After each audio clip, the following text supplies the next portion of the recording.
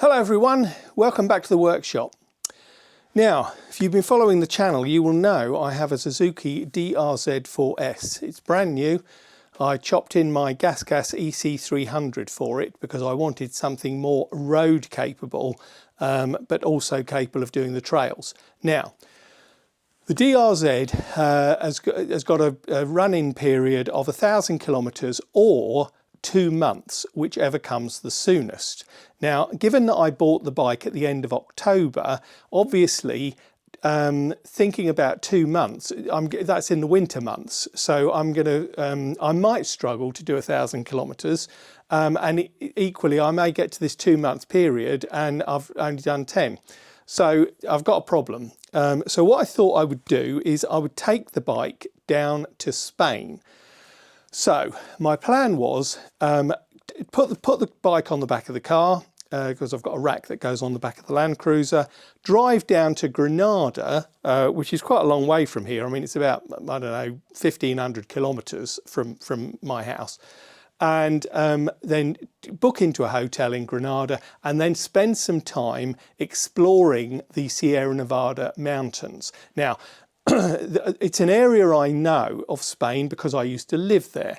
And, you know, I've always wanted to explore the trails that go way up into the mountains. So my thoughts were, right, it's going to be cold because you're at altitude, but it'll be dry and sunny. So I can cope with all of those three, not a problem. So I booked my route. I was going to go down to Burgos, stop over in Burgos overnight, and then get down to Granada. And then I had a very nice hotel booked in Granada, and I was going to spend 4 whole days, riding the trails in the Sierra Nevada mountains. And then I was going to go back home overnight in the same hotel in Burgos and then get back home. So what I was thinking was, what if I don't do many miles? What if I don't do many kilometres in Spain? Because I've got no idea how many I'm going to do. I might do 200, I might do 700, I just don't know. So I thought what I need to do, because the bike's only done, you know, I don't know, 25, 30 kilometres, I need to get some kilometres under my belt before I go down to Spain, because I don't know what the weather's going to be like when I get back from Spain, so I might not have enough good decent weather to be able to actually get some miles done on the bike. So what I thought is I would do a little route that I know, which goes from where I live down to a small town called Celiac, and then from there to a place called Treniac, and then from there to a place called Émoutier, and then back to Limoges. And all of that is about 150, 155 kilometres. So I thought that it's a lovely route, absolutely gorgeous. I mean, it's beautiful countryside, fantastic roads, and no traffic. So I mean, you know, what's not to like? So I thought, right, well, that's what I'll do. And the weather sort of on whatever day it was, 15th of November, it was looking good. I thought what I'll do is I'll leave around lunchtime, and because the roads will be even quieter because everyone in France is having lunch, and I'll get on with this. So I had some water with me and a snack. So I set off, and my plan was to go on the back roads, on the I think it's the 820 or the 920, I can't remember, down through Magnac Bourg, down through Uzerche and on to Sayac. Anyway, as I was leaving Uzerche, I'd gone through Uzerche and I was just exiting the village, and the next thing I knew, I was in hospital. So I'd had a crash, of which I knew absolutely nothing about, and I still know absolutely nothing about. And I was basically what had happened was I was riding along in my normal sort of observant way, and a car came from the right and hit me side on at high speed, and I was unconscious. I was unconscious for, well, the doctors estimate I was unconscious for about an hour and a quarter, which is a bloody long time. My first memory was my clothes being cut off me and a mask being put on my face, and the doctor saying to me, "We need to operate immediately." So I then, for the next 2 days in hospital, I was in hospital in a place called Toul, Tulle, which is the capital of Corrèze, the Département Corrèze. And so my injuries, the first 2 days, I honestly, is a complete blur. You know, I mean, I was a mess. So my injuries, bearing in mind, I got hit from the right side, okay, at high speed. I wasn't going fast. I mean, if I was doing 50 kilometers an hour, 55 kilometers an hour, that's as fast as I was going. You know, I mean, I'm on a brand new bike, just leaving a village. So I'm not, you know, I'm not going any speed. So got hit on the right hand side. So my injuries, in no particular order, were my right ankle, foot, was crushed between the car and the engine of the bike. My right shoulder, it's got a broken collarbone, which has now got a metal plate in it. And I also had a dislocated shoulder, and the doctor informed me that it was actually a rearward dislocation, which is very uncommon and not good. 96% of dislocations of the shoulder are forward, whereas mine was rearward, and he said that makes it a bit more complicated, especially coupled to which you've got a broken collarbone. I also had a dislocated left thumb, and that basically was what they call an open dislocation, because whatever happened to my left thumb was so violent that it actually tore the skin open on my left thumb. I have massive bruising on my right thigh.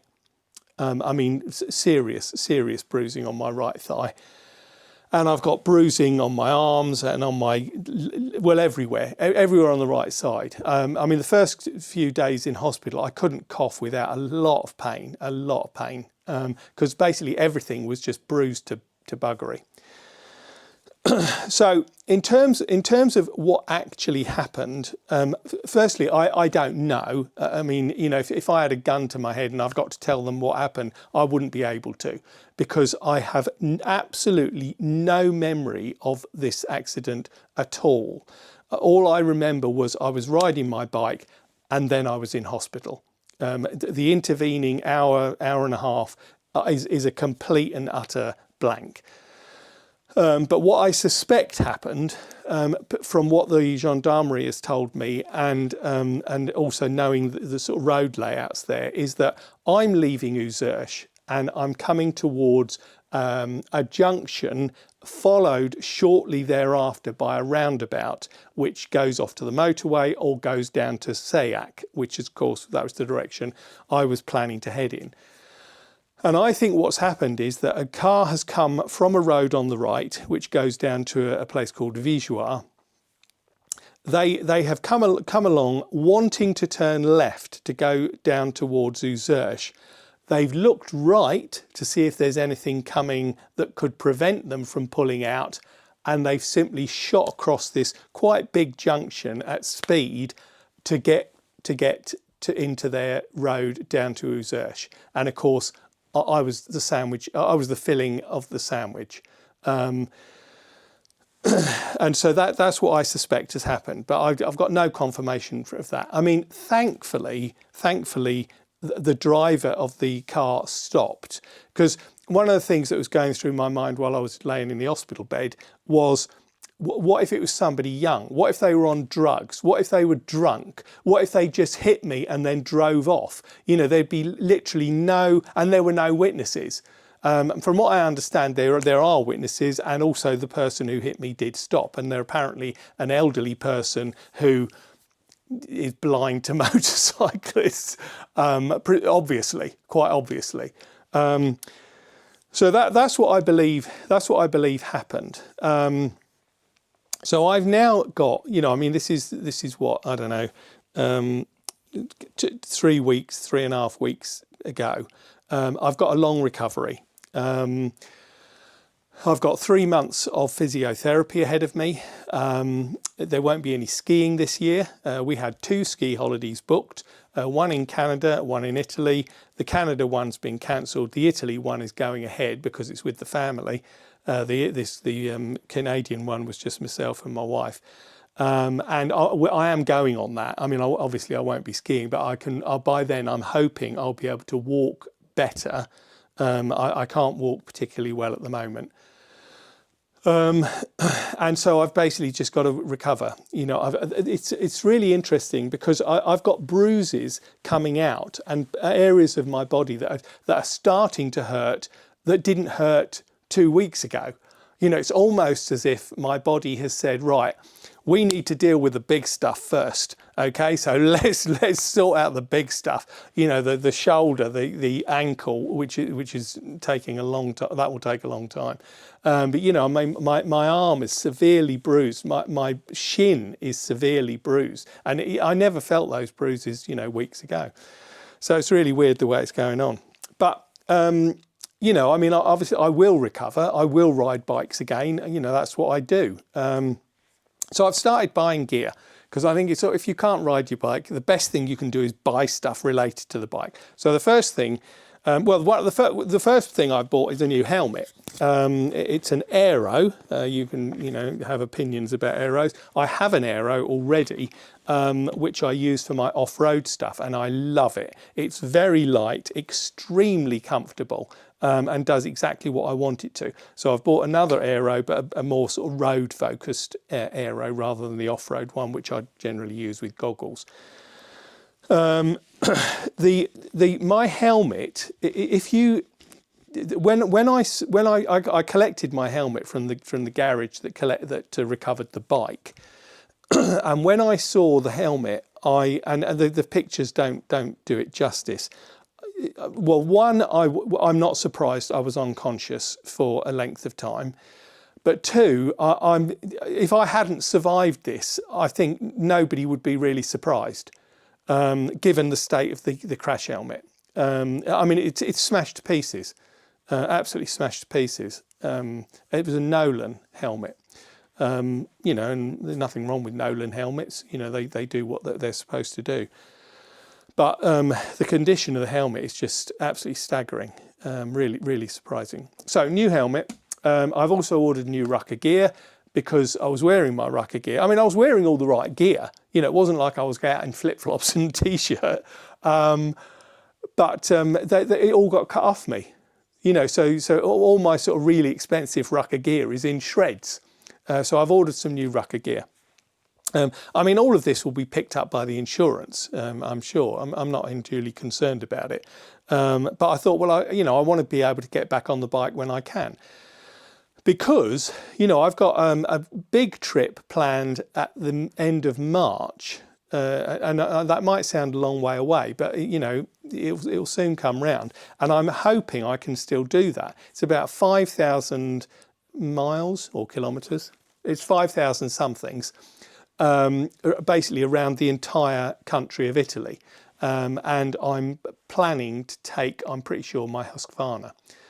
I don't think I'll be able to take the Yamaha. I had thought about taking my Yamaha XSR 900 GP, but I think that because I'm going to be too canted forward, I'm not sure my shoulder's going to be able to cope with that. But time will tell. Time will tell. The bike, the DRZ, is in the garage and it will be repaired. I'm hoping to get that back the middle of January. And one of the things with the DRZ being damaged, of course, is because they're so new, nobody's got any parts for them. Because, I mean, I think I had the second one in France. So, you know, nobody's got any spare parts for them. They're all having to be ordered from, you know, wherever in Japan.